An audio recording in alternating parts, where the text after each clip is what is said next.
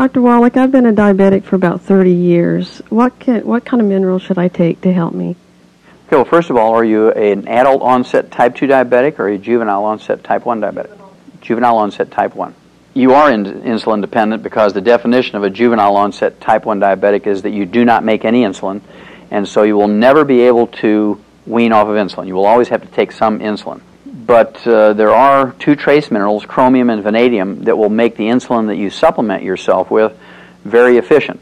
And most people who are juvenile onset type 1 diabetics are able to reduce the amount of insulin they require to stabilize their blood sugar by supplementing with the chromium and vanadium.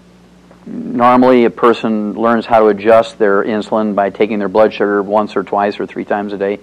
And so you're taught how to adjust your insulin intake. And just by following what you've been taught, as you supplement with this plant-derived colloidal and the chelated chromium and vanadium, you will be able to get down to a new dosage of your insulin.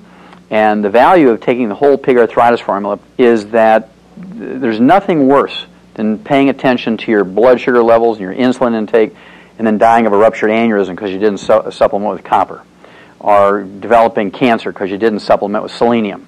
So it's very important, even though you're a diabetic and that is your primary immediate concern, still over the long haul, being a health-conscious person just out of necessity, you're going to have to supplement with all 90 essential nutrients.